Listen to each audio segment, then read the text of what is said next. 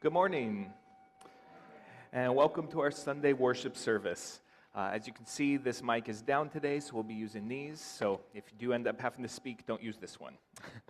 So my name is Ryan Uri. I've been a long-time member of the church, I think about 8 years now. Former employee, OWL instructor, board member. I've done a little bit of everything around here. So if you've been coming for any time, you probably already know me. But just if not, come find me after service at the coffee hour and we'll get to know each other. I'm very glad to extend a special welcome to all those who are joining us for the first time. And we're glad you're here. If you've come in person, you should have received a welcome packet with an information card in it. Fill that out, drop it in the offering basket, and we'll be in touch to help you find your way into our community. If you're joining us online, there's a link to our website and the electronic version of that same thing. Our welcoming committee members have yellow name tags and can answer any questions or point you towards more information. Are any of those folks here? Raise your hand. We got one, so everybody flock Margaret. Whether you're new or not, please consider staying for coffee and conversation after the service downstairs in the fellowship hall or in our Zoom room. Now let us say our words of welcome together. Whether this is your first or your 1000th Sunday with us, and whether you strolled, rolled, zoomed, ran, or danced in, we are glad you chose to join us. We are one people of many beliefs, identities, origins, sexualities, and genders. All are welcome here. Now let's take a moment to say hi across the technical divide. First, we're going to show the folks at home on Zoom. Those folks, please turn on your cameras and now wave. Okay, now folks who are here in the building, it's your turn to wave. Okay, do we have any announcements this morning? David?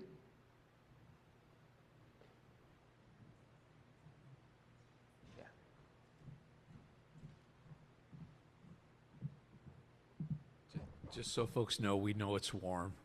Trying to do the best with the air conditioning, and maybe we have to check. We know it's warm, and we're trying to get it cooled down in here as much as we can. All right. Thanks, David. Do you want to? I don't know the details.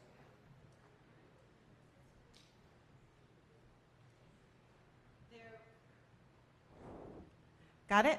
There we go.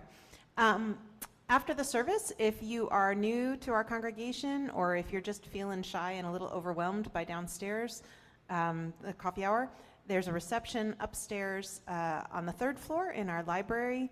We'll have some bagels and cream cheese, and that's a good place to get questions answered as well.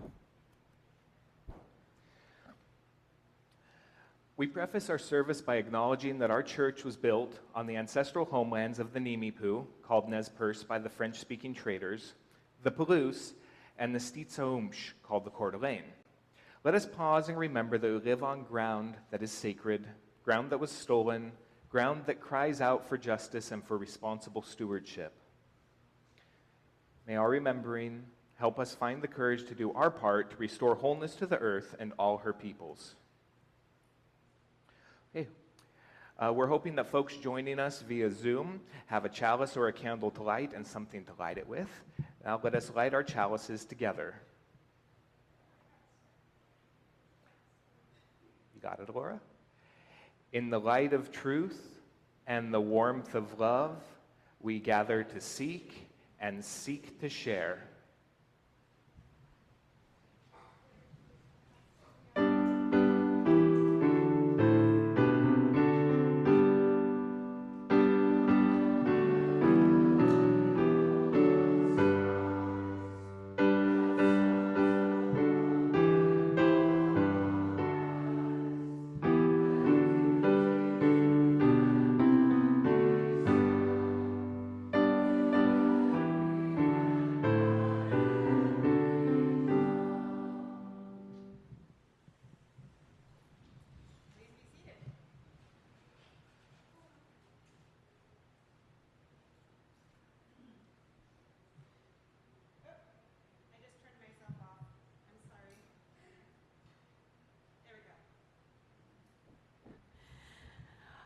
Good morning.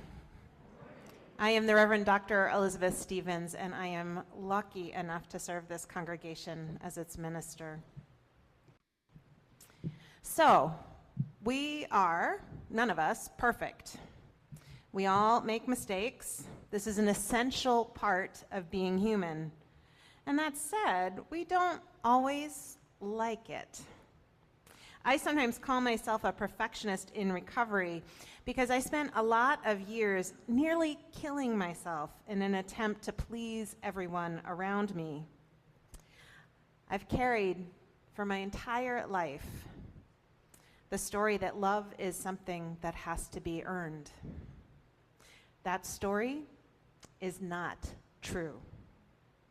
We are, each and every one of us, worthy of love just as we are. We always were. We always will be. So this is the new story that I'm trying to sub in for that old toxic one. We all make mistakes, and we are all worthy of love every second of our lives. And then there's a third part of this new story. We all make mistakes. We're all worthy of love every second of our lives, and we have a responsibility to learn from our mistakes. See, we don't want to make the same mistakes over and over again. We want to make glorious new mistakes so that we can keep growing and becoming. This is what we mean by failing forward. We can accept our imperfection. We can embrace our mistakes, learn from them, and keep on keeping on. It's one of those concepts that is simple, but not easy. So let's reflect on it together this morning. Before that, though, let's sing. I invite you to rise and body your spirit. We're going to do number 1010 in the teal hymnal. The words will be on the screen. We give thanks.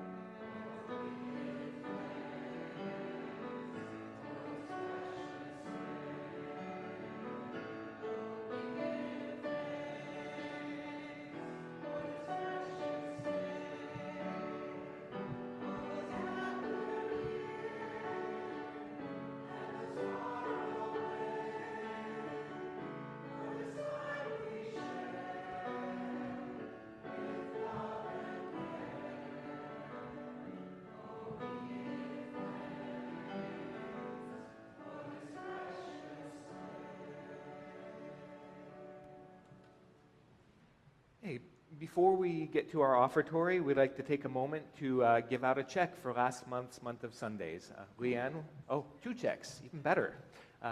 Leanne, please, thank you. Yes, there we go. Most of you know that our Sunday offerings are given to a local nonprofit or profits whose mission aligns with our values. Because of the interdependent web of life and celebrating the human-animal bond, the recipients for our June month of Sundays are the Humane Society of the Palouse and the Whitman County Humane Society. We have representatives from both organizations here.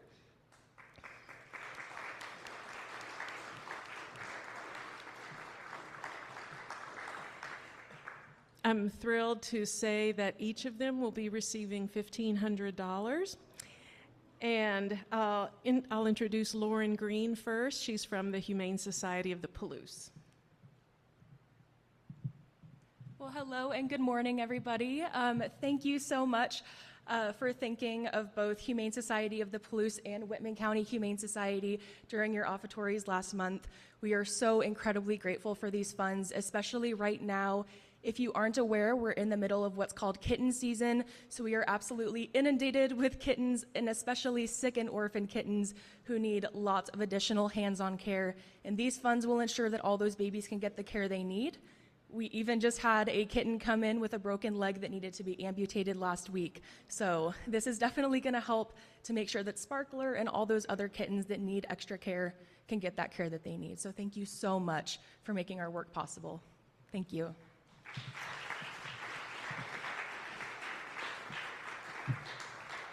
And we also have Caitlin English from the Whitman County Humane Society as well.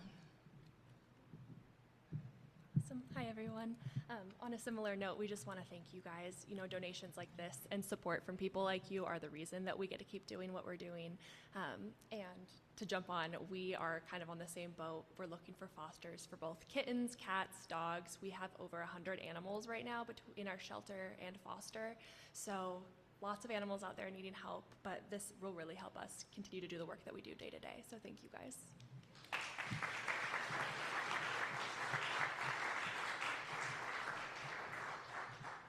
Thank you so much for the work you do. We're just overjoyed to be able to help be part of that. Thank you. Let us take a moment now to engage in the practice of generosity together. For those of you able to make a financial contribution, the logistics are up on the screen. We typically give away all the cash from our Sunday offerings to local charities whose missions align with our values, and that's what we call the month of Sundays. This month's recipient is the Laytall Recovery Center, whose mission is to work with people in recovery from addictions and behavioral health disorders through peer-to-peer interactions and evidence-based practices to promote a healthy community. To donate, please indicate Month of Sundays on your check or from the online drop-down menu. In the spirit of love and for the continuing work of this church, we will now take some time to practice generosity together.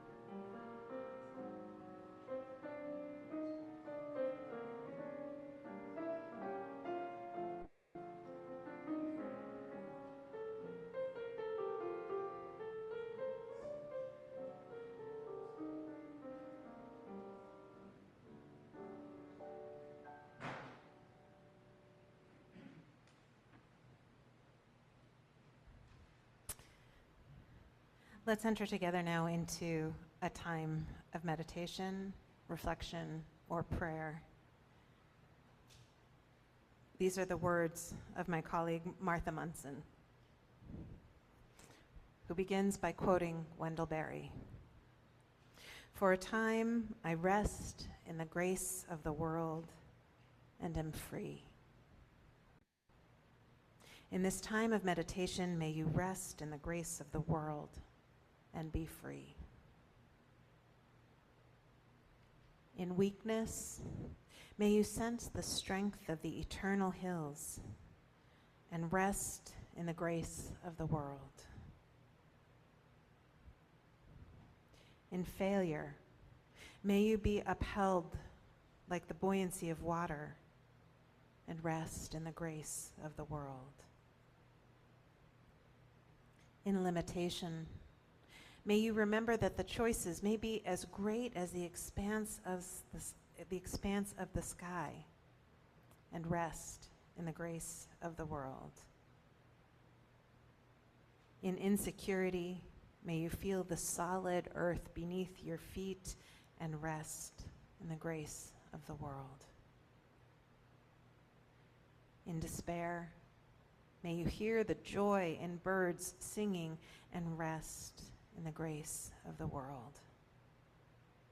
In fear, may you feel the warmth of the sun and rest in the grace of the world. For a time, I rest in the grace of the world and am free. Let us rest in the grace of the world in silence together for a few breaths.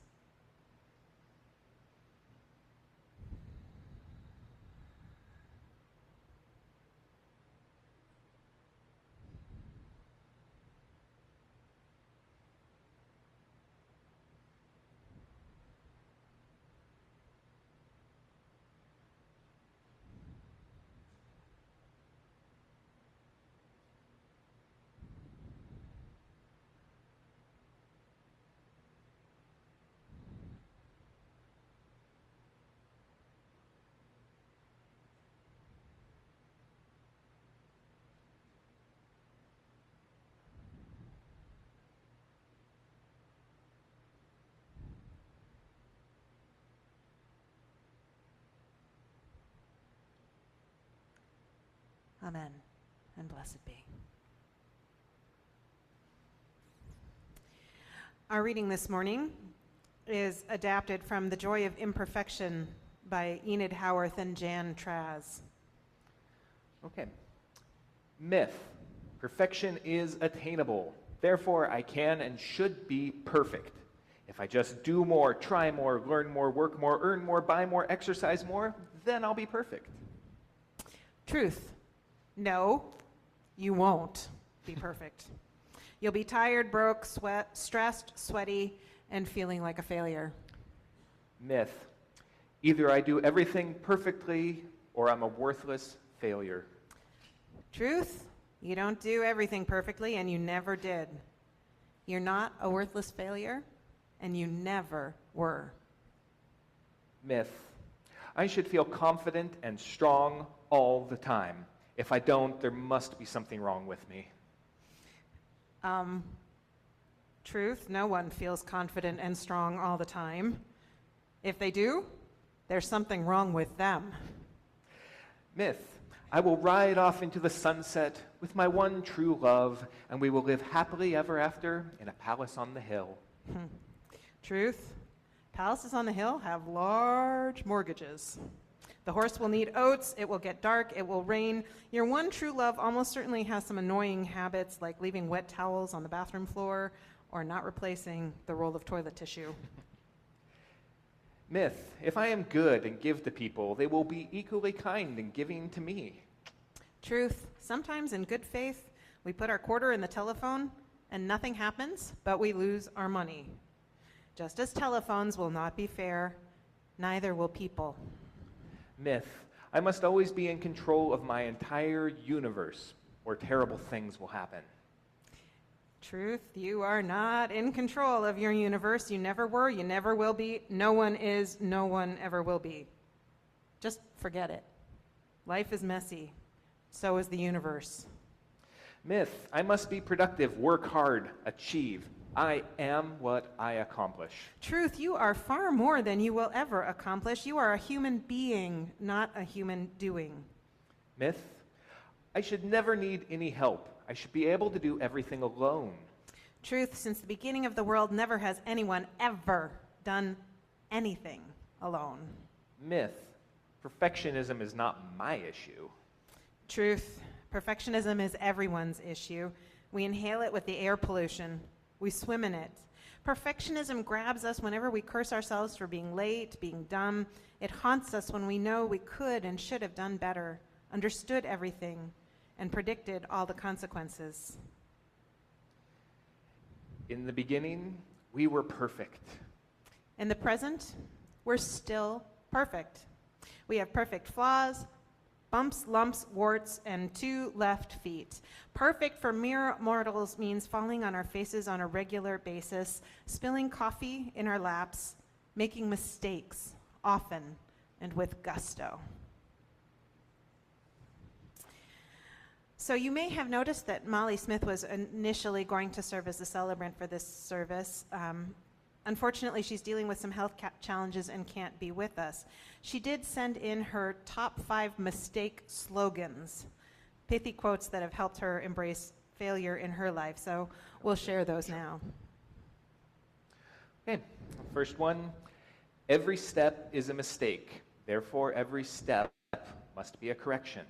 That's from Howard Freeman, a marching band director. One good error deserves another.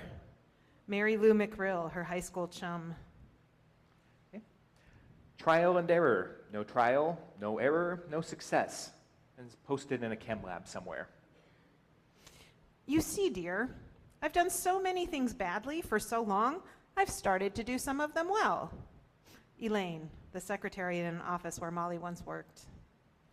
And the 5th slogan, it takes patience to walk and spirit to run, and nothing to pity yourself, but it's sort of dangerous fun. It's a line from a Jesse Winchester song. So we're just going to take it as a given that nobody's perfect. We have core values. We might have high standards for what it means to be human, but we all fall short sometimes. We have habits, personality quirks, physical characteristics we would just as soon live without. Has anyone here not bitten off more than you can chew at least once in your life? How about dropping an important ball? Anyone never dropped a ball? Lately I've been telling myself, don't think of them as balls, think of them as balloons. Just tap it up, and if it hits the ground, it doesn't hurt it. So we've all made mistakes. We've all experienced failure. And a common response to failure is to make excuses. We might blame the failure on other people, circumstances beyond our control. The dog ate my homework. My idiot boss kept talking about golf, and the potential client was so irritated she didn't even see this fantastic proposal I put together. Blaming others, though, is counterproductive. It's very human, but it's not helpful. When we tell ourselves, well, I could have succeeded, but this other stuff got in our way, what we do is we give away our power. So another common response is to overreact. I can't do anything right. I always mess up when it really counts. That's also giving up our power. We stop trying. We give in, and we develop this sense of learned helplessness. A healthy response to failure is to find a balance between the two extremes, to accept that we're supposed to fail. It's a normal part of life. Like I talk to the kids, like as I said to the kids, you know, sometimes it just takes a deep breath and then start again. Then there's my mother. My mother likes to say, oh well. It's not a bad mantra for mistakes either. In reality, we fail for a wide variety of reasons. Some of them are internal, some of them are external. When there's fear or shame associated with our mistake or our failure, it actually makes it easier to figure out which mistakes we made. It helps us discern what we want to do differently the next time. It allows us to accept the things we have no control over and focus on the things that we can change. My first truly spectacular failure occurred in my first paid ministry job. I was an assistant minister to children and families. I had a newborn and a 2-year-old, and to be frank, I think I took the job mostly because I was really scared of being a stay-at-home mom with 2 kids under 2. The job wasn't well defined, it wasn't well thought out. I didn't have an office or a desk. The DRE before me had taken the entire library with her when she left. See what I did there? I'm blaming the situation. Meanwhile, I had no real experience in religious education ministry, and the expectation that was that I would be able to completely reimagine and redesign their program all in 20 hours a week. So, you've heard of it was a recipe for success. This was a recipe for complete and utter failure. I've always been good at following recipes. But the experience, though it was painful, taught me and a rough entrance into ministry, actually. It was hard that this was my first experience as a minister, but it taught me how to fail forward, which is to say to learn from my mistakes and to come out stronger and wiser on the other side. I'm really grateful in retrospect that I took that job because I needed to learn what it felt like to fail spectacularly. That experience allowed me to minister to folks who'd lost their jobs, who were struggling with failures of their own. And I also learned some other stuff, like how important it is to look for good fit in ministry, rather than just assuming that smart people of goodwill can make anything work. I learned a lot about myself, strengths and weaknesses, and the specific kinds of ministry I felt called to and had the skills for. Most importantly, though, that experience forced me to face my fear of being a stay-at-home mom. And I went on to spend 3.5 years of being there for my kids when they were very small. And it was the best decision of my life. Embracing failure as a natural part of being human helps us weather all those inevitable ups and downs.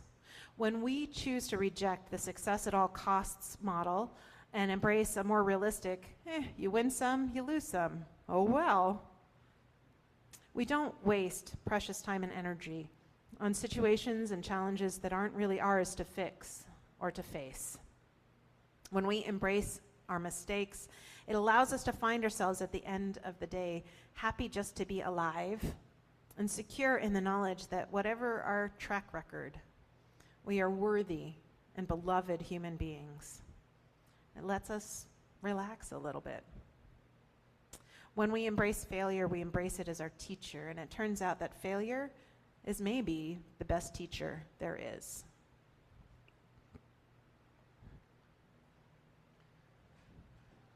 So the great thing about doing a sermon on failure, no matter what happens, you can pretend it was intentional. So, it's way too hot in here, all part of the plan. Mike's working fine, it's just a metaphor. So maybe some of you by now have noticed my shirt, which I bought just for this service, but I think it's one of my favorites already. It says, "Failure is always an option." Are there any Mythbusters fans out there? A few. The first time I saw this, it was on Adam Savage, one of the hosts of that show. And at that time, I was a very hypervigilant, perpetually anxious perfectionist. And for me, this was an epiphany. It just sort of blew my mind that it could be okay to fail. It could be good to fail. You didn't need to avoid it. You didn't need to be ashamed of it. You could not only accept it as inevitable, but you could actually celebrate failure. Now, if you watch this show, you know that Adam didn't just accept failure as a necessity. He was giddy about it. He was joyful about it. He chased it.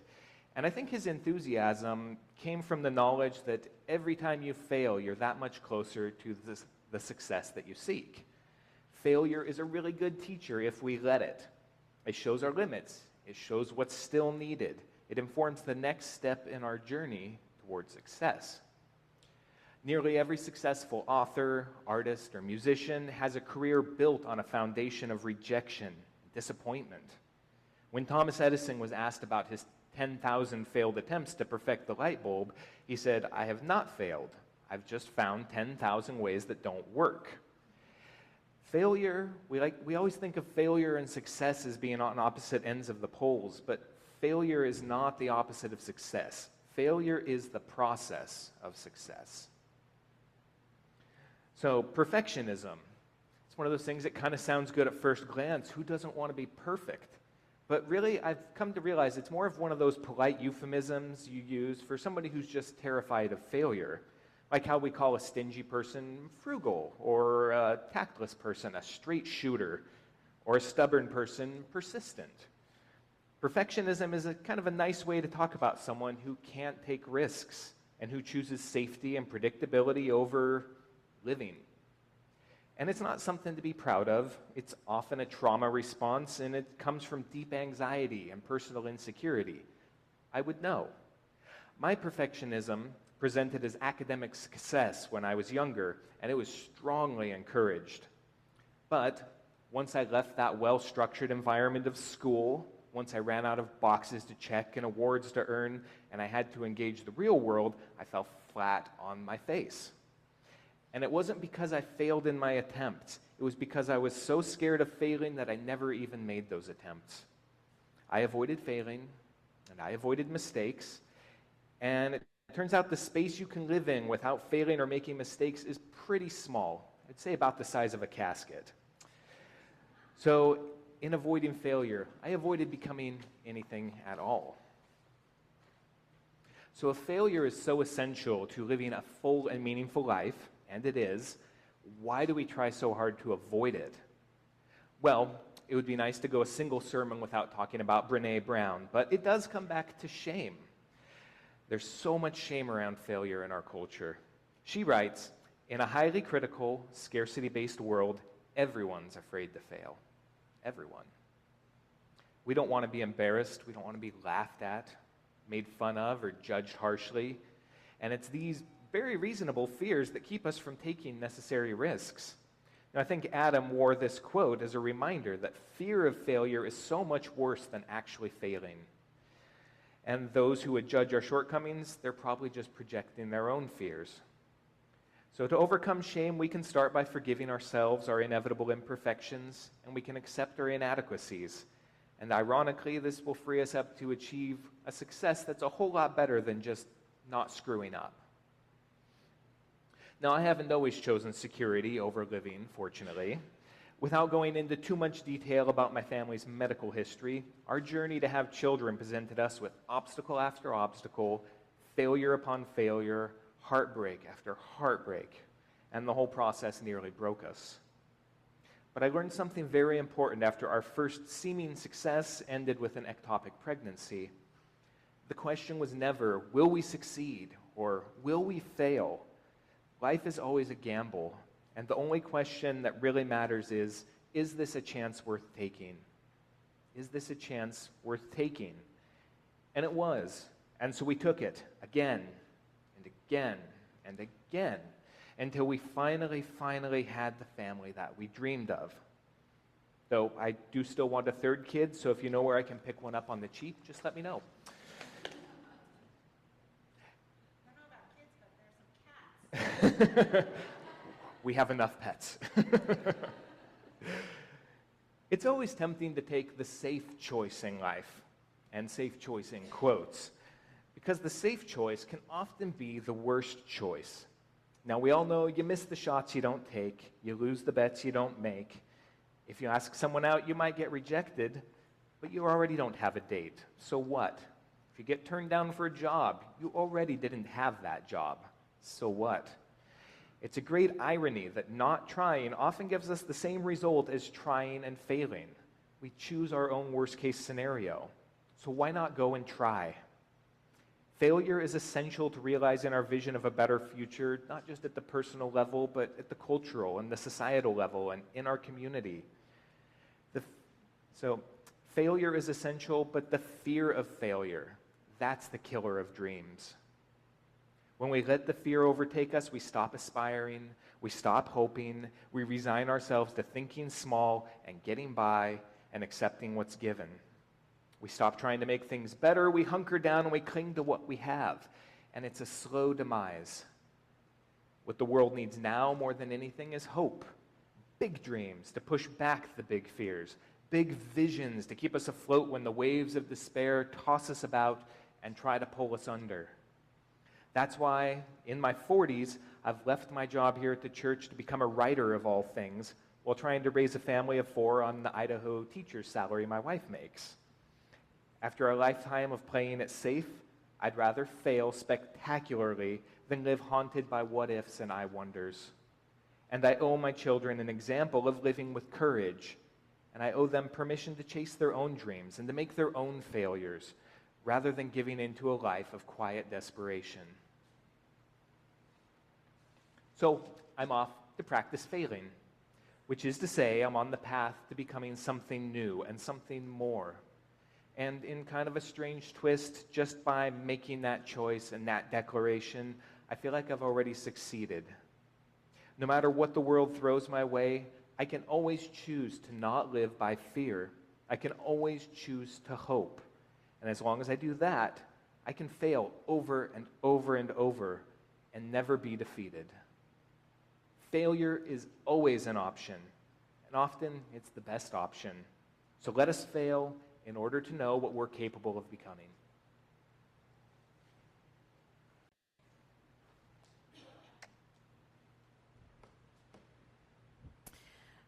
One thing we haven't talked about yet today is what to do when our mistakes harm another person.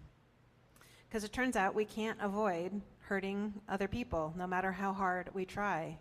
Life is messy. The universe is messy. None of us are omniscient, and we can't know in advance how our words or actions are going to impact the people we are with. Just as we eat and breathe and drink perfectionism, we eat and breathe and drink racism and other structures of oppression. And the process of undoing those structures of oppression involves making missteps, mistakes, learning from them, moving forward with a better understanding. These failures are some of the most important ones for us to learn from. Once we realize we've hurt someone, whether deliberately or through a lack of consideration, knowledge, or skill, we apologize and then listen deeply to understand the impact of our actions. Then we need to integrate what we learn into our way of being human going forward. We can't do better if we know better, but once we know better, we have an obligation to do better. So we need to resist the urge to get defensive, to focus on our good intentions. Impact matters more than intent.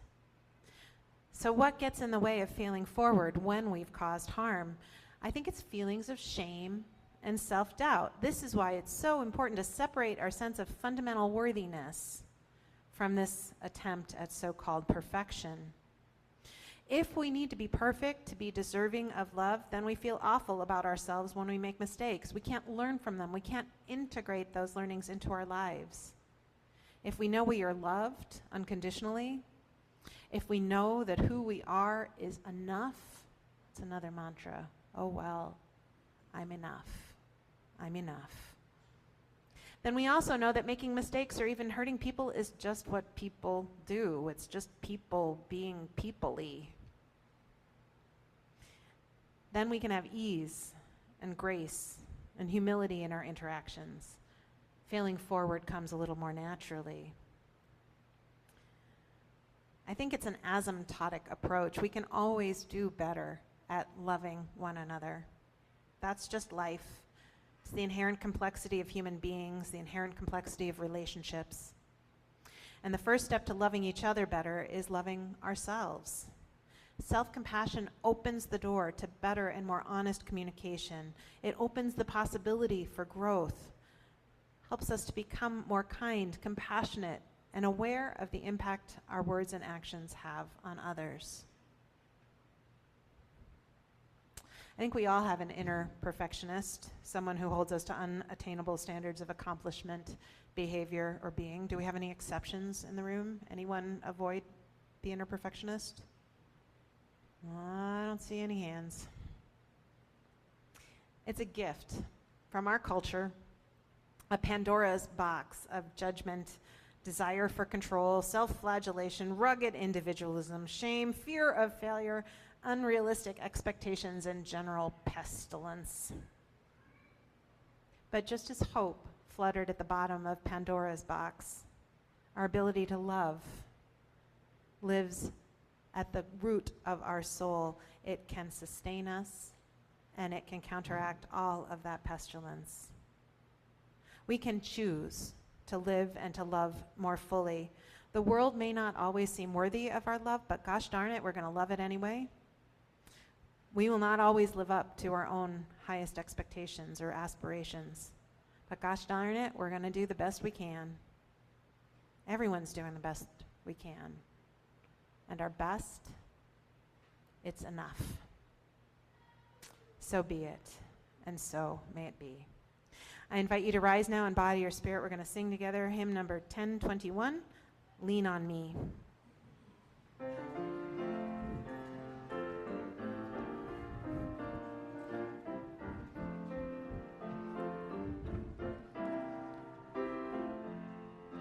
Sometimes in our lives,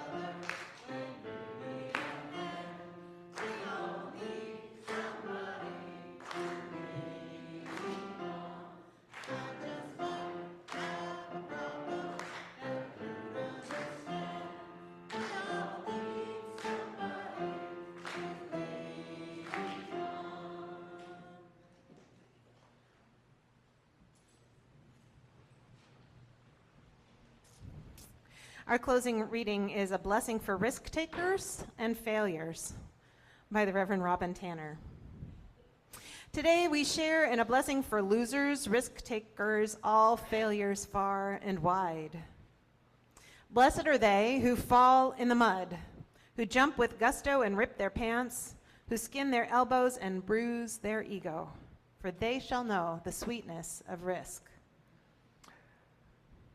Blessed are they who make giant mistakes, whose intentions are good, but impact has injured, who know the hot sense of regret and ask for mercy, for their hearts will know the gift of forgiveness. Blessed are they who have seen a D or an F or a C or any letter less than perfect, who are painfully familiar with the red pen and the labels as less than, for they know the wisdom in the imperfect. Blessed are they who try again, who dust off, who wash up, who extend the wish for peace, who return to sites of failure, who are dogged in their pursuit, for they will discover the secret to dreams. Blessed are they who refuse to listen to the naysayers, for their hearts will be houses for hope. Blessed are they who see beyond the surface of another, for they will be able to delight in the gift of compassion. Blessed are they who stop running the race to help a fellow traveler, who pick up the fallen, who stop for injured life, for they shall know the kindness of strangers. Blessed are they who wildly, boldly abandon winning, for they shall know the path of justice. And let's rise in body or spirit and sing together our musical benediction, There is a Love.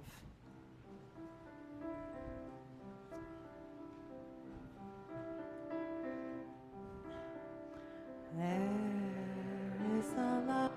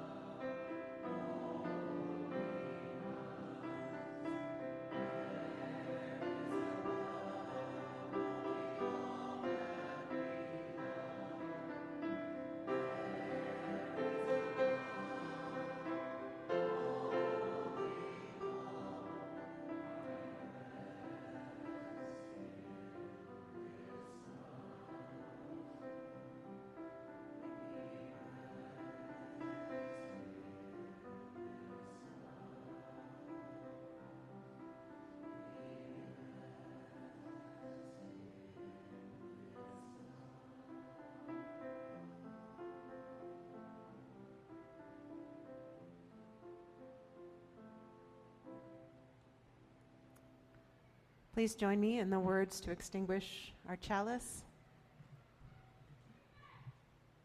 We extinguish this chalice that it might glow gently in our hearts. May it light our paths as we leave this place. May it guide our way until we are together again. So in the days and weeks to come, when you're confronted with mistakes, with failures, with feelings of being less than, I want you to remember that you are enough, that making mistakes is human. We're all doing the best we can. And above all, you are loved. Every second of your life, every fiber of your being. You can trust that love. Go in peace. Come back next Sunday.